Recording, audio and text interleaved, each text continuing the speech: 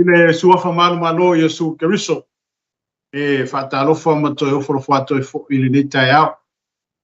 Ma lei fua mai fo I whanunga le lei le alofa ma le whaamaoni o le tue loso I fua. Ia so mata wola fo I. Ua ma whai fo I ona tātou toi whailoa I lungo le tātou porkalame. Ia ai me se fo I o lunga fo I la tātou wala ata I lunga le tātou TV Kerisiano. Ia tātou tu wha ia me so le tātou wha soa ala le upuma le fionga le tua. Ia le tai au nei. Ia. Ma loa fua I lawa o maua, a tai fo I le alofa ma le anga le leo le tua. O ina fo I le nei aso mata mo fie, to e whaapopo e fo I seisi aso. Ia I loso I fua ngalue. Ia e me se fo I so uola wala awine ala le finangalo ma le tala ingo le finangalo le tua. E manatu le tai au le nei, ia le ala tato o fo I le tua stato talo. Ia ona fo I mai fo I le, ia ona wha awawe fo I leo le tātou por kalame. Pe wha awawe le tātou mata upo pe ona tātou talo noina. Ia ma tātou wha soa ai e ala I le wha maoni o le tua. Ia mātou wha aftai atu oelo mātou ta mai le nei tai au. Mātou iai o lumo le nganga le vi inga ma le nganga le wha aftai. E au ana mātou toi wha fo I atu I atu oewa oe lavo le tua e fo I atu iai mea umaru mātou le ie. Nei tai au le tua. Aftai no wanga le lei malo lofa to me lei fo mai lau fa na le lei tai au ma mato to ala fa mai lo fa maoni e mai so la pui puinga ma lau leo ma o lau tai inga le soi fu ma lo mato wala o ma fai ai ona mato ia le lei tai au ma nino ma le tai au to le tai au e to fa po le soi fu ma mato tangata ngati ya o le vi inga lo mato tu mato wala au nga ia so ni nei mato Meso la upo la mātou tala no ma whasoa ai mo lo watunu. Ia mese fo I o wompa anga mana u keusian uma.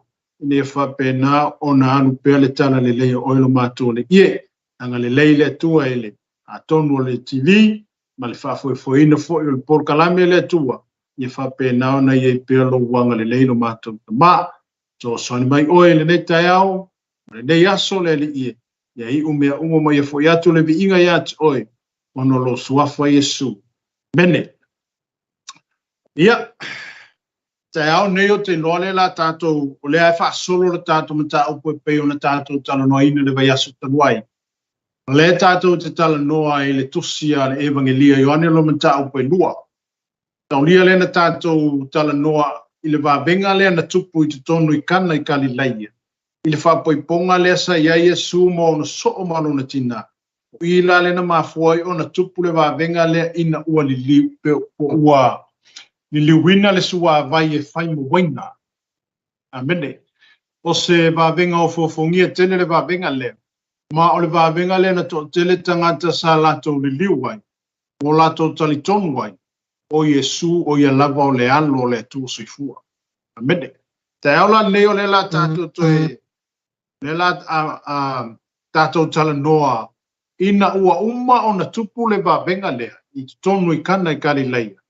Ai fai tauna le fe posfulu ma le lua e se ia fa uma le tātou tusi. O loo ia ina le ina ua uma o na tupu le vāvenga lea. O na anga atu leo Yesu I tutono kapa na umi o ia ma o na soo malona tina. Pea e fai tau e le mata upuna I oane lo mata upu e lua. Ale fai posuma le lua le fa pia mai. Muni muni ane. Ua mali wifo ai kapa na umi. O ia malona tina. Ma o na usu. Ma o na soo. Ai le ino no foi ini aso se tele. Aleluia. Rono winga. O lea foi wa o le wa amata ona la le nga wenga fa missionary Yesu. O le wa amata ona fatino ina le fina ngalo le tua na awina mai ai Yesu le la langi le nei. E le ngata o le va venga mua le watupu tonu I kana I Kalilaia ili li wino le sua vai e fai ma waina. A lea fo wanga I atu Yesu I tutono Kapanau. Na fai e fo le si fo I tala inga Yesu mo na so I tutono I. Amen. Aleluia. A wa anu le mata I olo no mata upo se furuma le lua. O lo tala no e fo Yesu I le mata I o se furuma le lua. Amen. I le tusia mata I olo mata upo se furuma le lua. O lo I le fai upo e fa se furuma le ono. Amene, aleluia. Mateus furuma le lua. ile ata e suma le lua sila le fai upu e fa se furuma le ono nga ile lima se furu lo ia ise lo ia le tala fa pe matai lo moli mau e foi matai e fa pe ua tautala ia ile motu tangata pauta ua tutu mai fa folo na tina mo na uso ua fia tautala mai ia ona fai mai ai leo le tasi a te ia pauta ua tutu mai fa folo tina mo uso ua fia tala noa ma oe ona tali atu ai lea o ia ua fa pe atu i lena ta umai a te ia o ai ea lo tina o ai fo i lo uso ona fa loa loa ai lea e ia o lona ao i lungo a onso ua fa pe atu fauta o lo tina mo uso a wa o le faia le fina ngalo o lo tama o i langi o lo uso lea ma lo tu hafine ma lo tina amen e peo lea wa tutono kapanaumi e su mo no so o leo fatino ina le isi vaenga o le ngaluenga fa missionare Yesu a pe le wolongo atu le tala inisio tangata ma failo atu ia Yesu o lo sa ili o e lukinga lo sa ili o e uso lo sa ili o e o kua fini amen au se me au na fia tala noa i le vaenga le fa pe a mea ua fa pe atu Yesu a me ua ia fa le au nga ina lon tina po lon tama po na uso le ai o lo tala noa Yesu le vaenga fa pe o le faia le a miotonu o lo tama le o le tautala i le a miotonu ma o le tautala i le fa maoni amen aleluia o lo tala noa Yesu i le vaenga le o lo tala noa Yesu po lo fitala Yesu i le vaenga le o le faia le a miotonu o le faia le a miosa amen o le ye le fa maoni o lo tu fine le ma lo uso le o le faia le fina ngalo o lo tama amen keila o le a famela le utu se Ioane pe ona tato ye tai au ne ele tele la ni aso na ya Yesu i mo na so au le taimi le o sauni le paseka po le malanga fa tupo Yesu i tonu o Jerusalem ba amen ele leva tele atu na tato fa mana tuina le maliu o keriso malo na to soi fu mai aleluia a lewa tato fa tau na tau puta au nei pe o le vainga lo na lua lewa fa so atu ia te oi o mer fa pa suma le tonu o lata mai foi le paseka i utaia ona maliwa ele o Yesu i Jerusalem ba ele o ta ua tele mai la Ioane le watu so e mai le asini o lai mo mau fo isi fo evangelia a pelo wa mai Ioane le fa pu unga fo mai ele ngata ina wa uma le singa alwenga Yesu i tono Kapernaum a wa lata le paseka fo mai ona nga ia tu leo Yesu i tono feo Jerusalem ba o le malanga fa tupo Yesu le wa nga i tono Jerusalem ba se ia sia Jerusalema ma se ia o atu Yesu i tonu o le manu Jerusalema. Amene. Pongai leo le malanga whaatupo Yesu i tonu Jerusalema. O le fia asia o le manu. Ma fia o i tonu o le manu. I mea lo whape na ona whai ai tapu inga. Amen. Ai peo le tātou whasoa le tai aole nei whai mela ia lea. Ua lata mai foi le paseka i o te hupasuma le tonu. Ona maliwa e leo Yesu i Jerusalema. Alo ye foi le tusinga fa mau tono le fioma pa ia le tu. Foi mai ina wanga yatu Yesu o le au atu Jerusalema. Foi mai ona ai le yo Yesu to Jerusalema. Foi mai watangi Yesu. Amen. Foi mai watangi Yesu watutulu Yesu mai ya fapeane. Jerusalem mai ana e loe oe le aso le nei wa si ai oe. O mea te manui ai, a ua lilo ia te oe. Amene. A tu mai le tu whale nganga po le tu tātou te tatala noi, o ai le Jerusalem. Oe. Wa. Amene. Aleluia. O lo tu pe Yesu mai e tau wala au mai au ngani ia te oe. O lo tu i tui pe Yesu le whai te toa lo loto. Pele tusia falinga tolu fai pelua se fulu o te tu le fai te toa mo tu ia to se te tala. Amene. Mai o se whaalongo i lo leo e te tala o te ulu whale atu o te talisua whaatasi ma oe fo i ma upuia Yesu. Aleluia. Ona o i o lo tusi ai o se isi vaengo whai evangelia ne o lo i ele ta upule o te tala no atu i atu oe. Ina ole a watu Yesu ele yo o Yesu i tonu Yerusalema. Ona tutulu leo Yesu ai sea o sila fia le leia Yesu. Mea lai whai kukongo le manu Yerusalema. Amen. Ele yo o Yesu i tonu le manu. A o sila fia Yesu. Pe whata wa inga lai whai tu tonu le manu Yerusalema. O le mafuanga na laion tutulu Yesu matangi mai e whape ane. Jerusalem mai. Amene. O le taime a si ai oe. O mea te manui ai. A ua lilo. Ua le mana malama o Jerusalem mai le aso. Asi ai oe. O mea te manui ai. A ua lilo ai ate oe. Aleluia. Amene.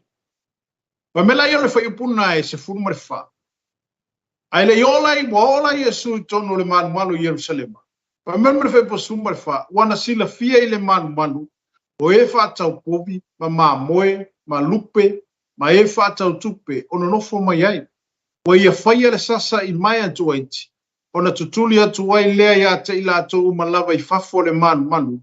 O ma moe atu ma povi. Ua sasai fo e tupe a tangata fa tau tupe. Ma fuli atu lau. Ua whapea atu fo i o ia i e whaatau lupe. Ave e se ia nei mea, aua le whaia le fale o lokta ma fale whaatau ua. O mele wha sumar fitu. Ona manatu ai leo na so i le upu o tūsia. Ua aina lava au i le manau tele i lo fane. O le ale mele wa kupu kukongu inga ua aku Yesu kongo le malu Jerusalema. O le whaatau wa inga o meo le kingo ngeile whai me kukongu i. O loa whai le manu mafuli ma keki. O loa whai le manu Jerusalema ma mea whai e whaata wa inga peona e whaalongo mai le upo le fionga le atua le taiao nei. Le ngata leo whai mai ea. O leo whaaka wai povi, whaaka wai ma moe, o lupe, o kupe, o mea uma whapena. O leo whaatau te tonu le manu. Ona e whai tauna le fionga le atua. Tusi le tato te e taiao le nei. Pa mai ona whaile e Yesu o le mai atua iti. Mai wa ia fue matutuli fafo tangata mai le manu. Le whapea mai a Yesu. Ave se ia nei mea. Aua le whaia le fale o lo ma fale whatau oa. Al whaiba sumar fitu le whapea mai ai. Ona manatu ai leo na so o ile upu o tūsia. Ua aina lava au le manao tele ilo. Fale lale wingo le upu le. Ua aina tele au le manao ilo fale. O lai manga o Yesu yake oi. Amen. A tu mai la ile tu fale nganga po le ata le fale nganga le tato te ye. O ai le manu. O le manu Jerusalem le na fai e ta wa inga. O povi o ma moe fai fesuia inga o kupe mea fa pena. O le manu na Jerusalem le kule Yesu ma sasai fafo. Ai atu mai le tu fale nganga. O ai le tala noa anga i le manu. O oi. Wa. Amene. O oe maa o le manu e fio ai le nganga pa i o le tua. Amen. Aleluia. A wame e fai tu tonu o tātou tangata. O le ale mea ngai fai kongolo manu. O afe whātawa inga ngai fai kongolo manu. O le ale whātawa inga le fai tu tonu o lo manu. O le manu e whaasino i ate oi. O lo tino. O le manu e whaasino i ate i tātou. Ona a fio mai le nganga pa i o le tua. E a fio mai le nganga pa i o le tua ngofo i kokongu i a ki kako.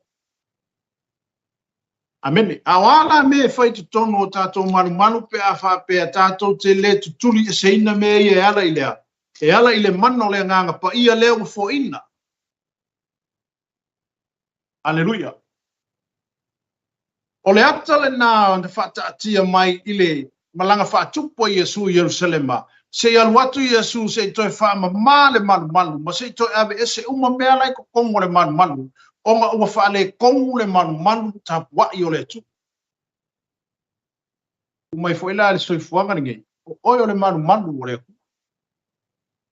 o tātou o le malu o le atua e mo mia la le tātou whaatanga ina o le mana o le anganga pa i o le akua e ki liva ese mei ko kongo ka ko malu po kongo tātou tangata ai fai taula le tusia suela la tusi le kalatia lo no mata upo e lima amen kalatia lo no mata upo e lima ai di sira la fe pues fuma le iva ngai la lusu na tas o ngā luenga nā le tino o le fai mawhawhata wa inga tono tātou tino e tātou te mo mia la pe mo mia le tua le o fo ina le nganga pa i o le tua ia te tātou e fesoa soa ni ina i tātou inga ia ka mawhai ave ese la mea ia mai ko kongo ka kukangaka o na ale ave se ia me ale ave se ina mea ia whawhata wa inga ia fai tu tono tātou tino patu tonu o tātou tangata. E le mawhai o na tātou sauwha ngā i le mālo ma le ola e whaamamau. Amen. Kalatia lima whai po suma le iwa o lusu ma le tasi whai mai. Whai mai le apostolo polo ia kalatia. O mea fo ingei o mea whare kingongi e le sao ai le tangata i le mālo le tua. Amen. Whai mai whai po suma le iwa. Wai loa tino fo inga luenga le tino. O mea whaape nei. O le muli lua. O le whaitaanga, o le amioleanga, o le mata aitu, o le ifo itupua, o le whaitonga fiti whaataula aitu, o le whita ngai, o le whemisai, o le losi vale, o le lotoa, o le whinau vale, o le whewaiwai inga, o mase inga, o le mataua, o le whasio tangata, o le onaanga, o le poula, ma mea whapena, o te mua i ta watu nei ate o tau e pei ona o whai atu ana mua. O e whai mea whapena, e le whai le mā lo le atua mo lato tofi. Amene. Aleluia. Ona tātou ia i le vai taime te taua, ona tātou tala noa, tātou te tala noa ma tātou tuksa o le fionga le atua, mo tātou whaasoa i le upu le au mai e le atua. Amen. O mea la ia le fai mawhawhai kaua inga i ko kongo o kako kingo le whesiri o tupu i a le hepe ua makua kenea. Aleluia. O isi whai atangata lai fai e leo malama lama e leo malama lama i le unga i o iai. O lai fai ma le manatu ngā o mawhai a e leo mawhau i le unga i o iai. A leo tātou whai tau le upo le atua le tai au le nei. I le kalatia lima pe ona o whai tau ina atu i atu oi. Amene. O lo whapea mai ai. Ua i loa tino fwoi ngā ruenga o le tino o mea whape nei o le muli lua. Le ale wingo le upu muli lua. O le lua o ko lua. Upu tu saawa. Aleluia. Amene. Le whape whailau e ke lua o mga whaile lua whai poi ponga ma le wa e ioe e luma o le akua. Ai koe whai Malaysia o ke o whai. O le mea nata o le muli lua. O le lua o ko lua. Aleluia. Amen. Le ngata le na e whai mai. O mea whape nei o le muli lua. O le whaita anga. O le whaita anga. O le whaika anga fo ile le fai ka anga wa pei o le kama havi fo ile le politene havi fo ile le wa le longa sesi e ke amene pa pea le o tātou le leile mele ka ko ke fai a tātou te le loa o le fa mele fionga le tua ile an wai o ile o lai fa va u mele amene e pei o le ata fa tai tai pei o le po le ata le na lato Yesu sasa ka kai fa fu mai le manu o le ata le nā o le olanga kerusiano i tātou, o tātou o le manu. O awhi whātaua inga e whai tu tomu o tātou tangata. O le mea nā leo fo ina aile nganga pa i o le tua. E whesoa soani ina i tātou, ka mo whai e ki liva i whafo mea ia me o kāko kamaka. Amen. Aleluia. E le ngata whai mai o lea, o le muli lua, o le whai taanga, o le ami o le anga o le ale o le ami o le anga lo wingo o le anga la o ami o le anga o ka ko ami o le fisili o kopu ale hepe o le ama ku aso solo wa mo mu fa afir me anga kai mi ngai amen ami o le anga yo o ai ko ko ka ko ku sa mo ma ku ai sa sao ai me ngai aleluia elena tia a tonu ete nga foi ke sila me o tupu mai ma me o e falongolongo ai me o news e la ngona le whanua noa amene aleluia amene elena tia a o mea i o lewa ka oku wa lewa kusi mai kongo le fiongo pa ia le tu e tupu ma o lea wa kupu aleluia le ngata le foi mai amen o le ami o le anga o le mata itu o le ifo i tupua, o le ale wingo le ifo i tupua, o le me ki wha mua inga, ai wha alonga lua le akua ia ki oe. Amene. O le mea wa e wha mua inga, o le ale kupua gai ki wha mua inga i logo langa. O le ale mea ngai ki wha siri inga i logo langa, ai wha alonga lua le akua. O le kupua ua pese akua ia ki oe, ua whai ma mea e wha mua ia ki oe, e wha mua ia te. Aleluia. Kako aila ia ile sao le ngā luenga le tino le. Ai ole mea le nā laio nā fio mai Yesu ke riso i le lalolangi le nei. Awa ole o ngā tutonu le tala le leipole o ngā tutonu le tala inga ke riso. Ole a, ole whaasata roina po le maliu o Yesu. Ole a toanga nā ole whaola tanga le tuwe le lalolangi le nei, ole maliu o ke riso. Awa ana le eise maliu, e le eise whaamanga roina. Anga le maksale koko, e le eise whaamanga roina. Aleluia. Amene. A whapela o e whaafonga mai o e ola ina mea. Po leo fo e te whaia mea. O leo whai mai le fionga le tu. Aleluia. E le ngata la ina whai mai.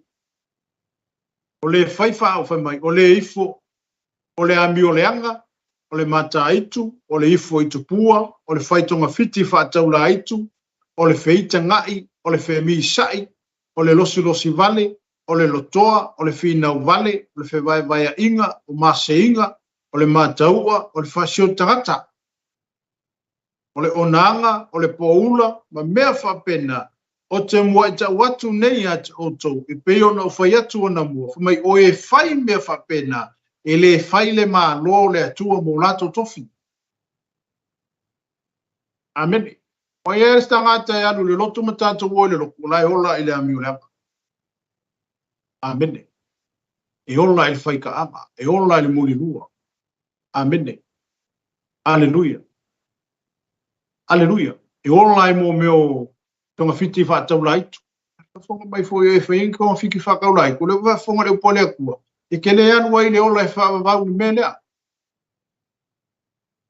Kele kaku kele o ai. Pea whapele kaku ke whaia konga fiki whakaula i. Amene. Ai a fene me le fatino i me o le fatino ina i o tatou tangata o tatou o le manu o le nganga pa ia. O le me foi la le fia mai le nganga pa ia e sau le nganga pa ia o le manu ma ngai ma maka ngofi e fia ngofo e foi la le nganga pa ia te tonu ia te tatou pe a fio mai le nganga pa ia le wa ma ngai. Amen. Hallelujah. A saula le nganga pa i o kumu ka koi mea e mo mia la nga ave ese mea ia mai a kako. Mo mia re kilia ese, o le ale mea tātou e whai. E te tauna tātou mo mia le fiso soni lea le nganga pa ia, o lea ua fua ina, ono le upu lea Yesu, e le whakpea ngānu Yesu, ia e mailonga au so o makangaka sa la ko maka. Ai le ia fio Yesu i le langi. Ai sa fola Yesu i ona so o mai lantou nai ai. Amene. O te alu ai a fio mai le nganga pa ia. Amene.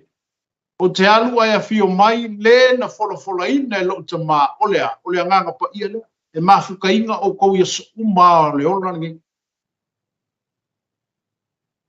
Pela na tātou whaasoa e tai au nei mo tātou tala noa e tai au nei. Aleluia. I le anga to Iesu i tono Yerusalema. Se i whaama maina le malu Yerusalema. Amen. Se ki lia o ma ese mea le kongo le malu Yerusalema. O no leo foi mai Iesu. Aua le whaia le fale lo tamā ma fale. Maana o e whao mea. Le ale wangoanga ki kakala inga i ki Apollo. Amen. Le ale wanoa le tātou ti te tala ina i le ti Apollo e ta whirisau noa i ki Apollo i a kako. Ya, e leo le whai kaama. E leo le muri rua. Ongo ngā luenga ngā ro ngā lua mai ele ki Apollo e kau mawhai e ka ofi ka ko e whakaungu i ngā ilanga. Whakaungu i ngā i whailanga i a misionga. Amen. O ngā ruenga ngā le kingo o lewa whainga i mapoloka i a te tātou ina ia whapena o na whao ngā ina i tangata i le li o le lalorangi le nei. E le ngata la whai mai o le mulilua, o le whaitaanga, o le ami o le anga, o le mata itu, o le ifo i tupua, o wheo mai i meanga, e lea mai e lea koe au mai e ki a pono. E au mai e sa kangi meanga i a kākou. O ngā kakala leo kākou, ka ngaka pe kakala i eilo tātou wabanoa, wa tātou whaatanga ina la mena o me ino nofo i tono i a te tātou. Ona whaatupu tele ina i pēla i leo ngā rue lea ki a polo i a kākou. O mea ngā le fiu e kau mawhai e kau mawhai nisi o whaala pukonga mangisi o le malo, porka lame, le ka le sia ma mea. E kau mawhai inga i e ku whai ki ai, ma kau mawhai whaamala malama ina. Amene. Mea i o ngā ruenga i are ki a polo lo ngā lue mai i kaimiri. Ai a whaina o le ale langi a le atu e lo so e fuamalo ola au e ola inga mea ia e ke le salamu.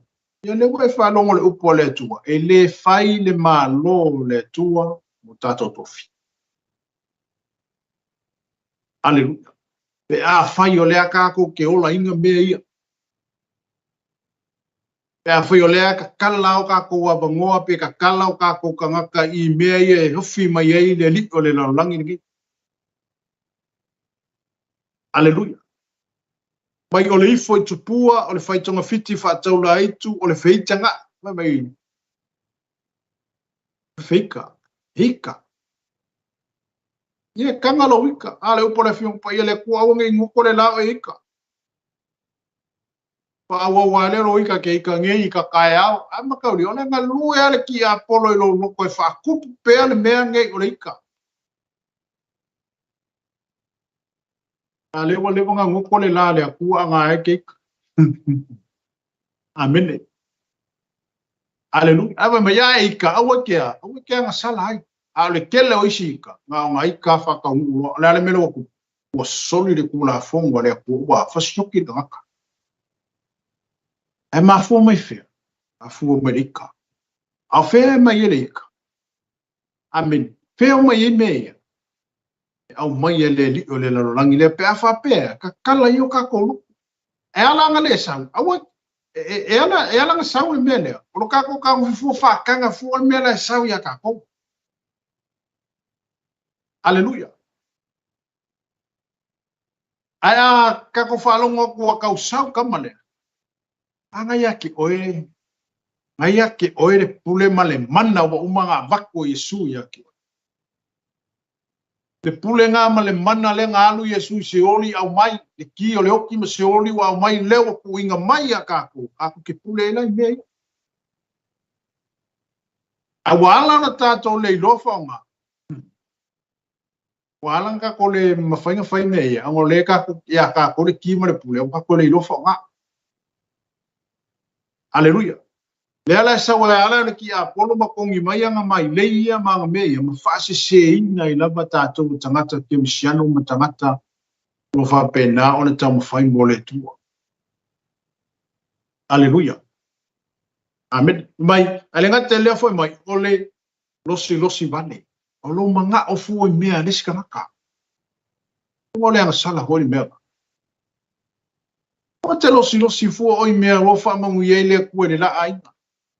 Wa me wa au mai le tua I lo ainga ma me wa au mai le koe ki au whaafi kai le koe me au fua.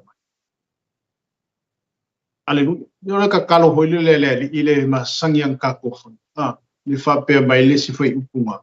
Ia e fo ai mai a te I mātou I le aso nei o a mātou mea ai e te taumalea so. O le halale mea ai wa au mai le kua le aso ngei lo ainga whaafi kai. Amen.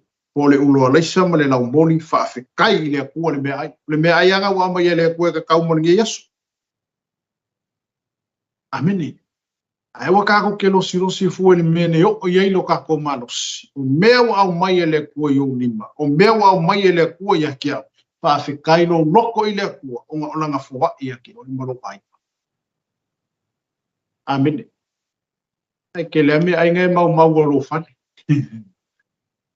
Amen kai kon kai lua kai fa so lai ko mo le pusa ai sambe ai le umanga e kau sami le ngunga ko ai le ala me soi ngalo la kwa mai a fi o lan be ku ya awa e lo me ave kamba amen o tato te losi I mea wisi mea isi ai ona tato fafta ya e tato I le tu o me u fo inga mai le ku mo ka ko na mai o le whaafikai ngā I le akua kāku ke whaafikai. Le sio kāko o ki fia ai pe whing.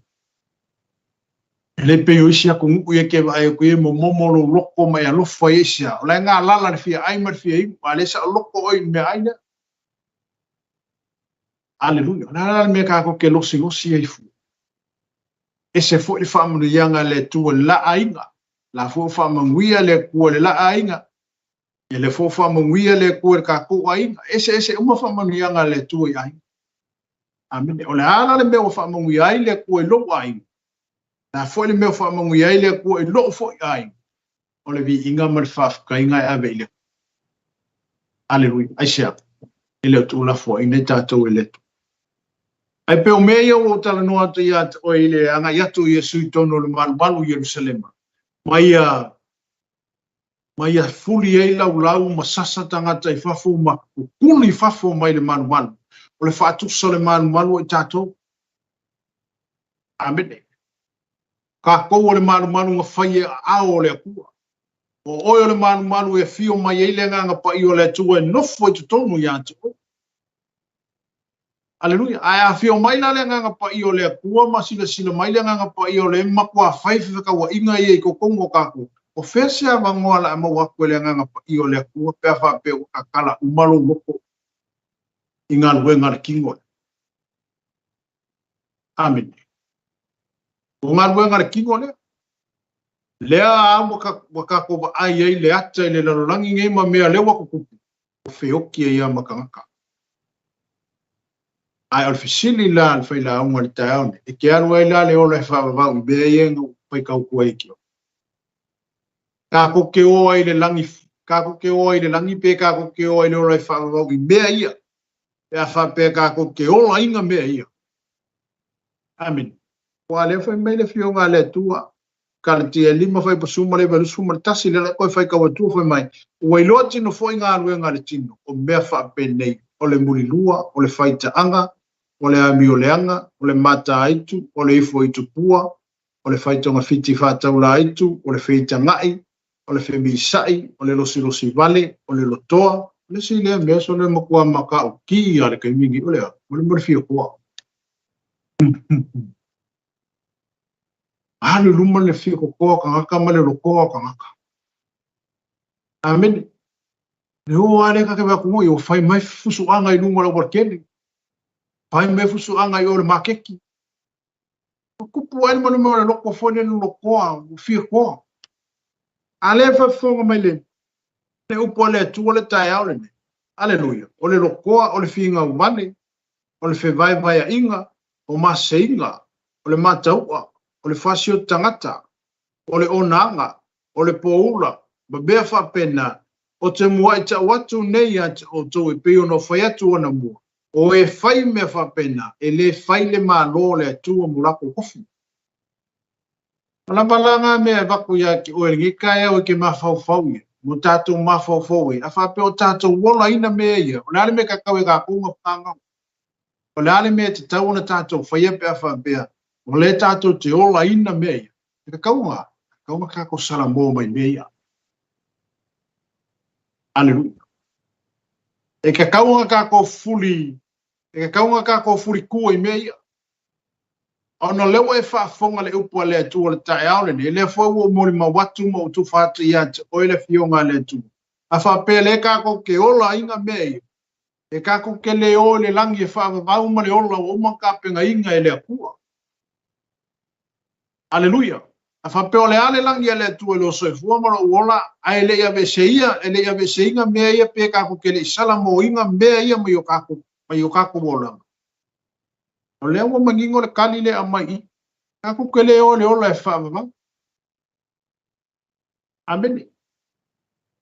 Kako ke le o le ola e whaavavau. Inga nge whapea mai se sia mea wa kele ni angala ngā luenga o whaitono le kale si, o ngā luenga ia e kau ia le kuala o ngā luenga e kusa, malau ngā luenga o whai. A o le mea le tala no ele fionga le tua, o oe o le tangata na fausia ina le tua. Wa o le tangata o le manu o le tua e fio ai le nganga pa i o le kua. E ka kaulanga ki liva mai ka kou mai mea. E kaunga whamama mai ka kou mai mea i ngā ruenga i ale tino. A wa a tato le ave sea mea i mai ngā ruenga i ale ki a polo ma ngā ruenga i ale tino i a te tato. Kako ke le kai o ngā kako pulaku i le mālo le. Kako ke le iloa le mālo le kua ma kako ke le ofo i le manguia o saungia le. Aleluia. Ale ta oto le fionga le tu. A kako muli le upo le kua ngā mangingo ale.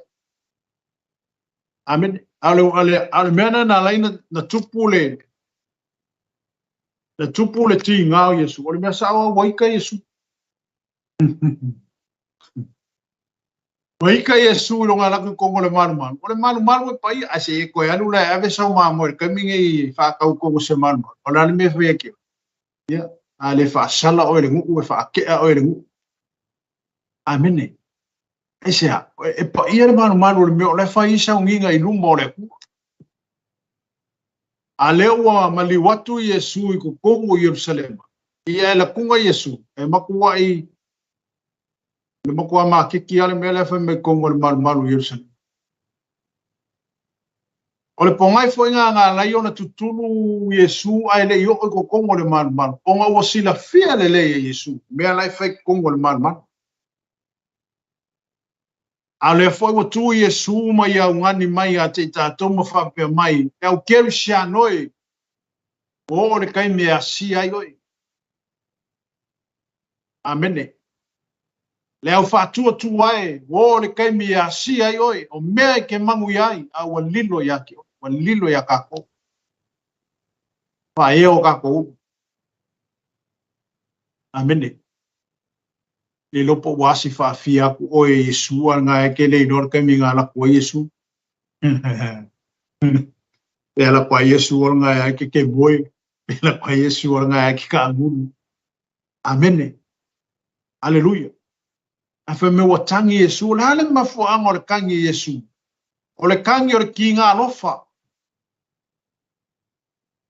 Le ki ngā o le alofa o Yesu i onga kangaka.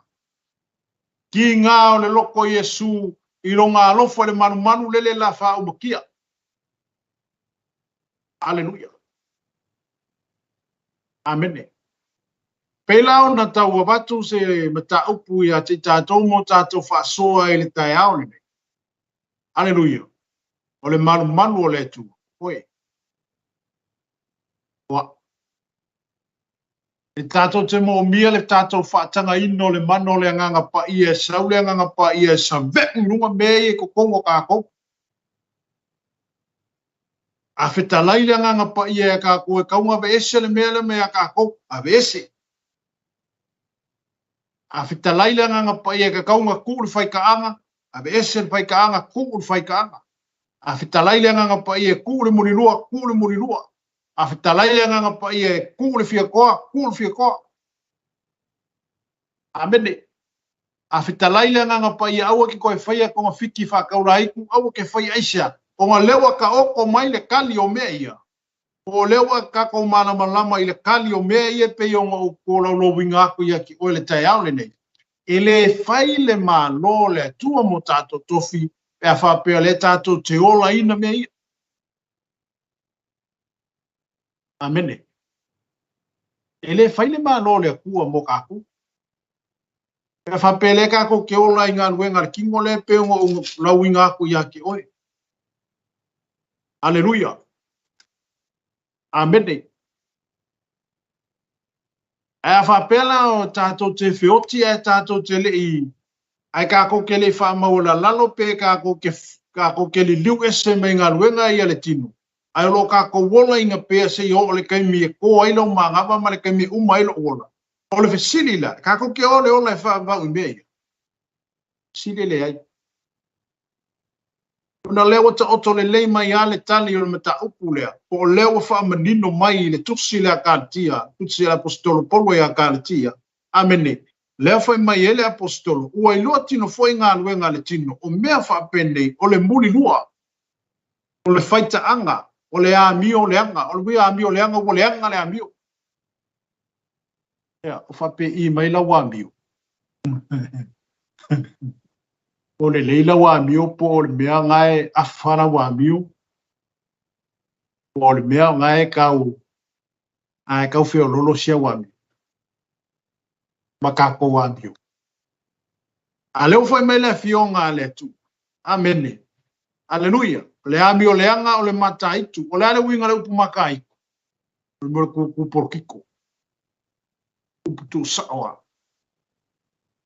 Upa auke.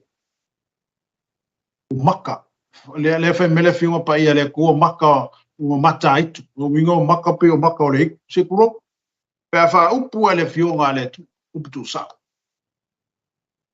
aleluia o mai o le ifo itu pua o le fai tonga fiti fa taula itu e fa fonga mai foi o e fa ia se ko ma fiki fa kaula ai e li liu ese mai ai aisha anga le wa mai le upu le ku le o fe kalai le tu e a te tanto ele faile malo le ko mo ka ko pe fa pe o le ke fe ko fiki fa ka ulai ngo le si le me fenga ka ke le ka ngaka o ku le bele pro ko fiki fa ka ulai ko mo le ngo le sa o le me le o le so se le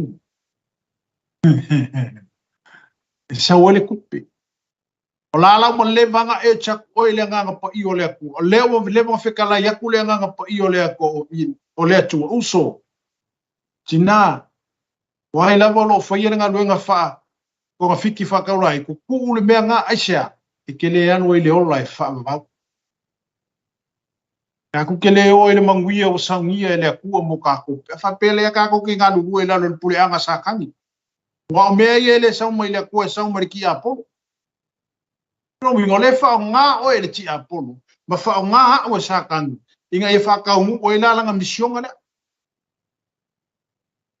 o mission ala kamale sa ole pasioti pa untia awame ku kupu irkingo o meye kupu ile meye kupu ile oki o kangaka meye pe on ka ko kan ngoi ka ya e kio foi ona mai le fionga pa ia le tu o faino mai le upu le tu e ka kaunga ka ko alu ese pe ka kaunga awangi o ka ko faia o le mea sawa awangi o ka ko nga wa ia awangi o ka ko singa ia awangi o ka ko nga ngau ia o nga ole mission ala ki apolo le sa fa pele o ka ko le manga ia o le mele e sua mali e fa ngi akir kamane e ke fia la e fai mo ka ko fia fai mo ka ko fia fa ka mu le mission ala sa kan ai ka ko ke le loa e ka ko ke fango ai fa o maki ai lo ka ko wol maka ko le safa nga ai le manguia ma le ola e fa va o mo nga saungia maka pinga inga ele amen aleluia ma melo na tanto tu si pe on tanto ye le tai ole amen e fai po sumo le ono foi mai o fa pe atu foi o ye fa tau lupe ave e se ia nei mea a wole fai le fale lo to ma fale fa tau o amen o le feta la ia sui tono le taimi ino wa ngā toi tonu ina ua o ko kongo le man malu Yerusalema mai ia kuli e tangata mai fafo mai nga fai whakawa inga kongo le manu. Fai mailo le upo Yesu. Aua le faia le fale o lo tama ma fale whaatau oa.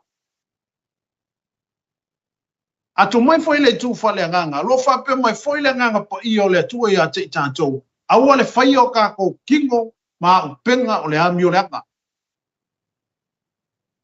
Aua ngai faia lo manu o le manu o le nga faia le akua o oio le whaakusu pa iyo le akua.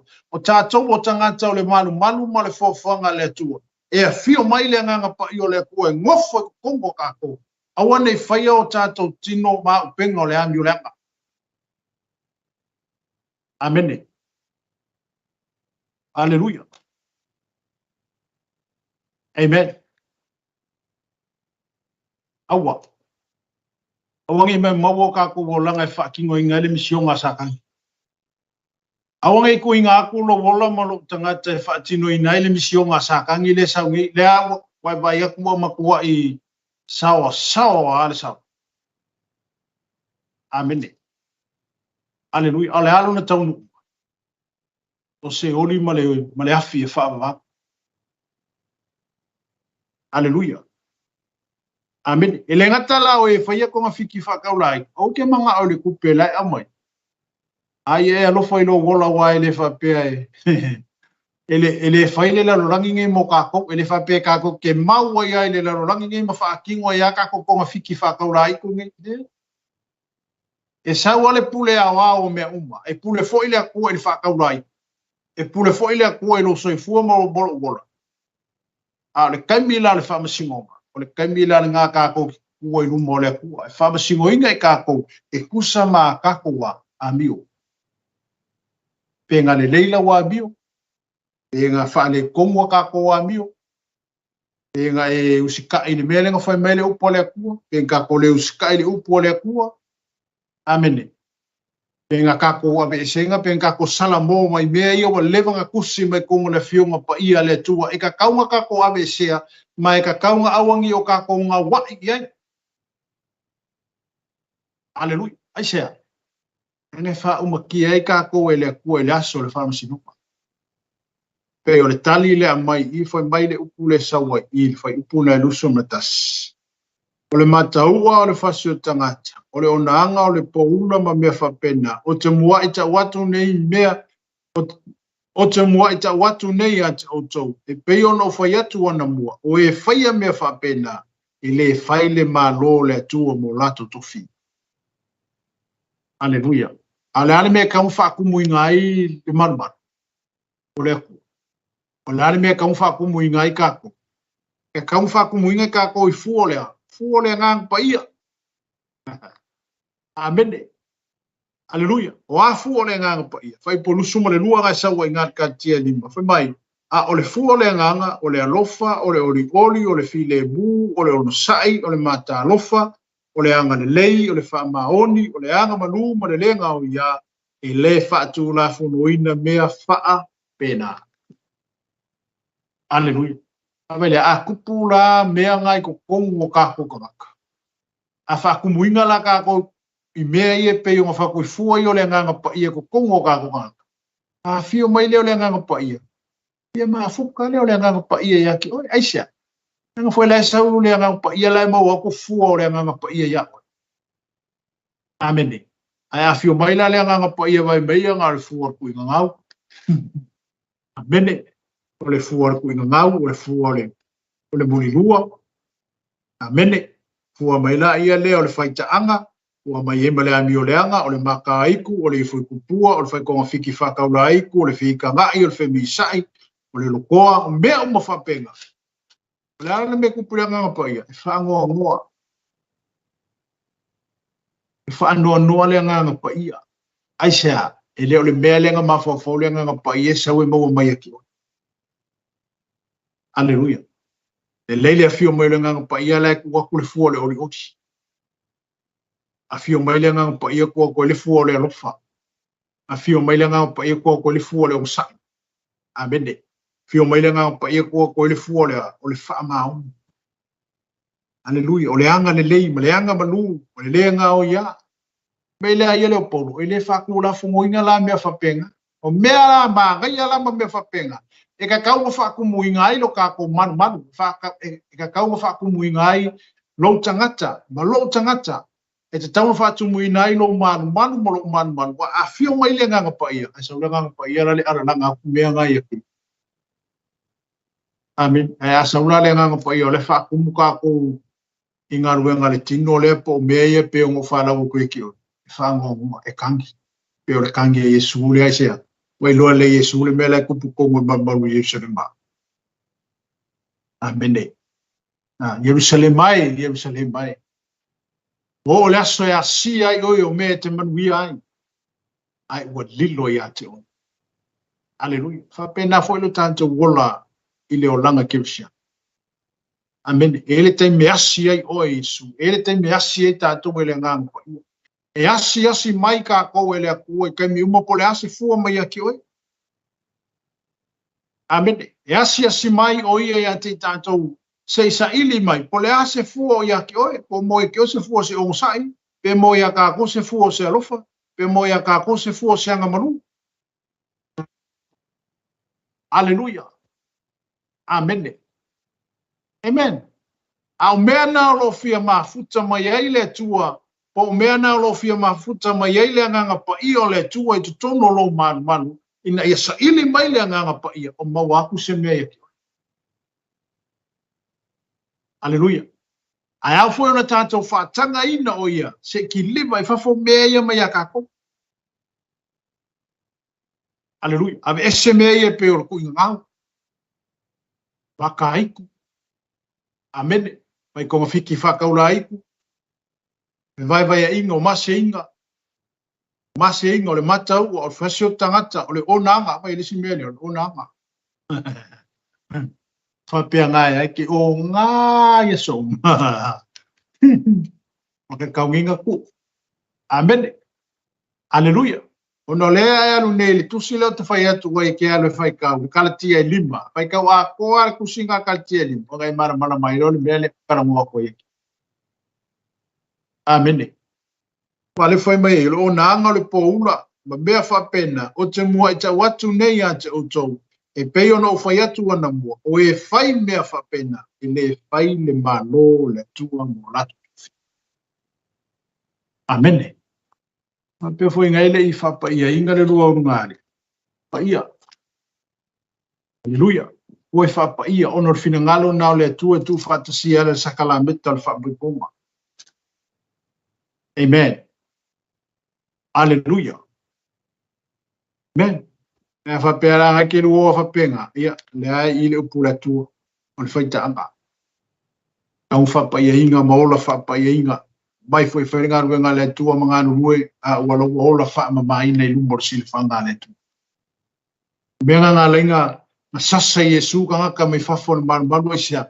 Ua ika Yesu wa ki ngā whina ngalo Yesu wa koe le whikau I mea ia whai me kongo maru ka pua I le olona tama. Aleluia. Amen. Whamela male whai upuna e te se furma fitu a ngai lalo. Ona manatu wai leo na so I le upu atu sia. Ua aina lava u I le manau tele I lo whane. Lale wingo le upu lea Yesu. Ua manao. Amene. Aleluia. Mai. Ua aina lava u I le manau tele I lo whane. O le mangao Yesu ya ki oe. O le fwoi mangao Yesu ya ki a wesia. Inga ia whao ngā oe ma whao ngā I le ngā nuenga ma le whina ngalo le tua. Ina ia whao a wina pēa le ngā nuenga le po le misiona le na sau Yesu e whatino. Le fwoi la wafio Yesu I le langi ma ufa pena fwoi ona ia ma le au soo I le langi. Ameni. Matangata pa ia mai lātou na mua I le ngā nuenga le. Le fwoi la wao mai a Yesu le ngā nuenga ia tātou. O le whina ngalo nao o Yesu mo tātou.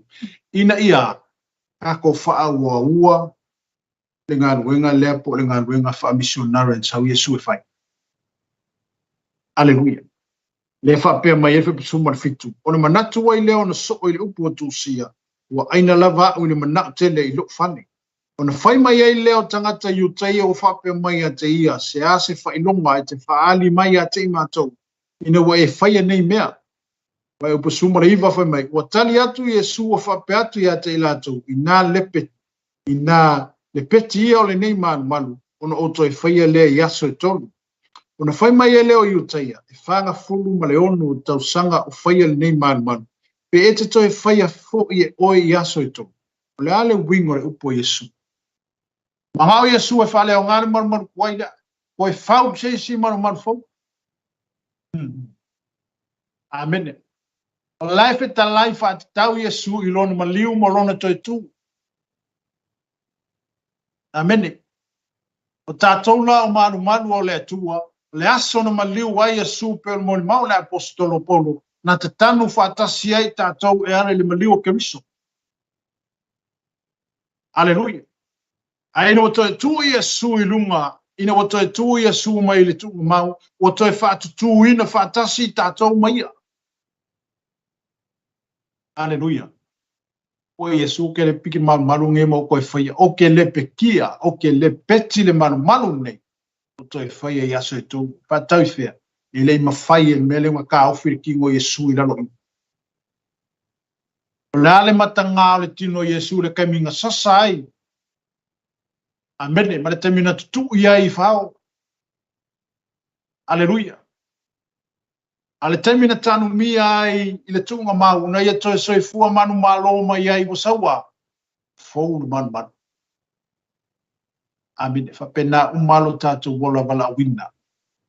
Lo tātou wola tuina atu i lea tua. E mo mia le whafou. Amine. Tātou te mo mia le whafounga. E ala i le tō soani le nganga pa i o le tua e ati tātou. E mo mia le te tanu ino o tātou tangata tuai. Amene. E ona tātou te tanu whaatasi ma Keriso e ala lona maliu. Toi whaatutu ina tātou whaatasi ma ia i lona toi tū. Wa kako kuku mai wa fou. Fou. O a mea ie kongo kako kamaka. O a whewhata wa inga ie whai ko kongo tātou tangata. E mo mia le ABS ma wha fou o tātou tangata. Amene. Aleluia. E mo mia le wha fou. Revival. Whafou, aso uma, whafou, aso uma. E ele te me pau, tangata pau, pale tonu, ai mo mia lea, tātou te au ngani i le mano le nganga pa i e fio mai, tātou te whaatanga ino o i e te tonu o tātou tangata. Se koe whaia se isi revival ko kongo ka koka. Se te whaia se isi whaafounga mai te tonu i a te tātou. Amene. Ina ia tātou i loa mo tātou mauti noa, le teita inga le nganga pa i o le atu e lo soifua mano wola, e ala i lo wala awina, e ala i le tutofi inoa, i le au male ngā nuenga ua wha sino mai e le atu e ati tātou. Aleluia. Amene. Paipa lu sumaratasi whai mai, a lona tino, o le manu lea, na ia feta lai mai ai.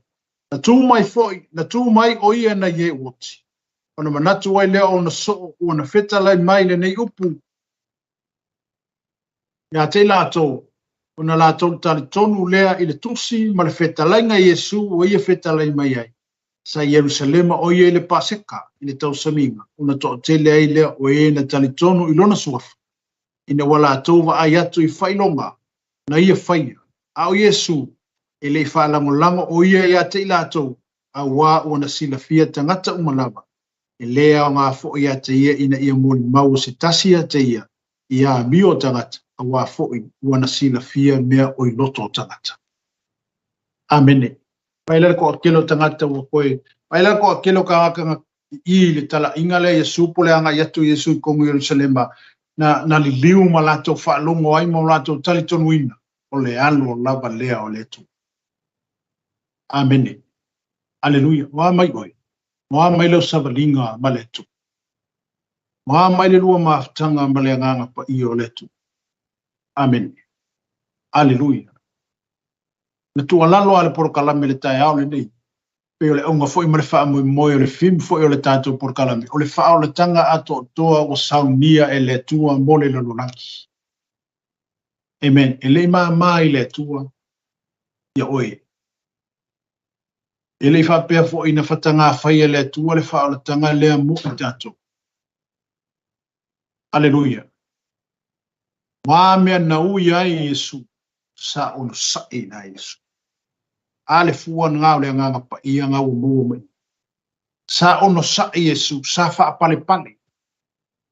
Amene. E uia o ia o le alo le tu. Ai watu ua alo na mamanu le laki. Ai wa fio mai.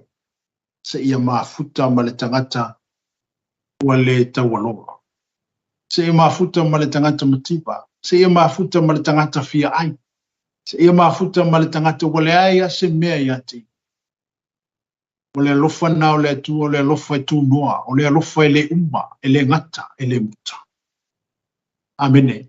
O le alofa na whaasoa o le atua ia te i tātou. Iaso umo alo soifua mo le tātou. A o le anga le leifo ina o le atua. Wa ia au mai ai, mai ia whailoa mai ai a te i tātou. O mea ao na tātou whaia. Ma mea ao na tātou le whaia. Pe o le mata o pulita e ao le nei, le wha mawhaina o le malu ma le tutuli e se ine Yesu. Tangata mai tono le malu ina ua aluatu o whai efe whaatau inga o loa i tono le malu o le ata le nao tātou. Amene. Ngā luenga satani o le ngā luenga e whao soso mara ngā luenga o laisau e mai mea lau mai e tātou e whaatino i naira na misiona. Pe o le tusi pe o na whaitau ina atu i ate o kaltia e lima. Amene. Ai a tātou whaatanga ina le nganga pa ia na te whailoa mai ate i tātou. Mai a musu ina i tātou. E ala i lana whaasino manga malanga taita inga i ate i tātou. Mea ia le whaakingo mai e ki apo le whaakingo inga ina misiona. Pau ale mea le sa ori ki apo. Ia e oki. Ia whaamakia e kako. O a mea tutupu le lorang. O mea uma ia lenga o whaikau koe ia ki oe. Lewa kupu kai mingai. Amene, whapea leo tātou pe whapea foi tangata o lato fia i mea leo. O leo okay ia. Ai leilo. O le sau ngā sākangi lewa mai ei mea nei ati tātou. Ata talala iai o tātou wamuno. Pe ta tala iai o tātou whai tuto. Tātou te whaatanga ina ngā luenga ngari ki aporo e sau kukongu o kākou kamaka. O le anmetu. Eke maniwa ia ma woki. Amen. Awa le foi mele fio pa ia le tu. Ki aporo le ise mea sawai. Nga sawe fasi, o sioki, pa uti. Awa fio mai Yesu o io le li le ola. Na te lave ina, ma toi whasawina, ma toi au mai ai tātou. I le manuia, ua uma ona ia tāpena ina. Ma le malo e whaavau. Na e whaakarikari mai ai o ia, malona tama. I le temi tātou te ulu whale atuai. I lona pa ia malona matamu fia. Aleluia. E lana o le whai ungana le tātou mata upule lua le tai aule nei. Mai o tele la tangata na whanongolongo ai nā le temi o le Paseka po le temi fo i na walatu malanga whaatupo Yesu i tonu Jerusalem. Le ngata to tele tangata na tali tonu iai. Ao tangata o whaatutu. Ma tangata na le liuai. E ala ile a li o Yesu Keriso. O ia lava o le li, o le ola. Ia lava o le li o le toitu. Lea o tātou manu ai. Ia alau. Ola o so soni fo ia te tauni. A whapeo e ola ina mea ia pe ono whaita uetu e te o le tuse kaltiarum ta au koelim. E au ana e salmo. Ma pe fo e la mona ina le taiau nene musumusunga le nganga pa i o le tu ia te oe. Ina ia e furikua i mea ia. Pa longo le taita inga le nganga pa i o le tu. Ongo mea ia. Ang mai sakangi pe ia maa ia pe sua mali. Au kua mai. O le oki. Ma se ori le mea o whatani mai. Aleluia. Ia taune ia amaru ia te lele tua i lau whaafunga. Anga sa mua nei tai au. Ia me se fo i o le tātou purkalame le tai au le nei. Taune ia ngale leile tua i lau loto. Fe so ani fo i le nganga pa ia i lau filifilingo whai. Ma pia fo i o e ola ina mea nei pe i o na tātou talanoe le tai au le nei. Lo ia i le nganga pa i o le tua whatasima oi. Ina ia whaia lau filifilinga te tau. Ia whaia lau filifilinga poto. Ina ia awane i tuwai lau filifilinga, a whape kuai lau filifilinga ale ke o lainga pēr mea ia, le tua le tino, o le pēr no tala noa atu ia tua. O le fwela wata oto le whai unga po le fwai ua iai, ta mau le whai unga o mea ia, e le whai le malo o le tua, o tātou tofi. Aleluia. Ia, sa moa, tono le tātou por kalame nā le tai au le nei, tau ina ianga le leile tu ia te oe, so sani fo i o roto, so sani fo i o fufuanga. Le se fo i o lau filifilinga lo fai. Ia wao le afe ko so inga lau filifilinga, sa kangi le skai Yesu le skai, sa kangi Yesu, sa kangi le skai Yesu le skai. Ia watu e le nganga pa ia le fai uma sa o ia te oe. E te filifili ai le me te tau ai, ma le me te ola. Pea le upo Yosua, filifili o tau, po le kua ko o ngai lai kua le vai, a o ngeo ko kama, a wa o moro ai, ma to te au nei le tu o soifu. Mene, tau ina ianga leile tu al nei aso, amri e tele le tu ai le tato watunu, ia me se foi o paanga ma wo foi ma e masani, nungo le tato pur kalame. Ia, ai me se foi le tato te vike siano. Ia le fai unga na tato pur kalame nei tai au, manu te leina le nei aso. Ia, e foi fa manu ianga mo le sautina, manu ia tele le sautina, manu ia tele le tu e lo to wanga atu lo to waso, o loma nei. Ia, pea upo le fiong pa ia le tua, o se tina le leia sigisili no na tau I penina, ia e kaunga ka le peginga, ai siri a konga kaunga ka o le tina, a wa o le tina le leia. O lo e whautua ina tu tonu le ainga, me ka maa, unga le ngā ruenga le tua, tonu o kālesia, tonu fo i o nuuma alalfanga, ia whaamaruia, ma ia manuia le aso sautina. Ia manu te leina nei aso Samoa, le whai unga na le tātou porkalame, I le suafo Yesu. Amen. We go to the glory ever and ever. Amen.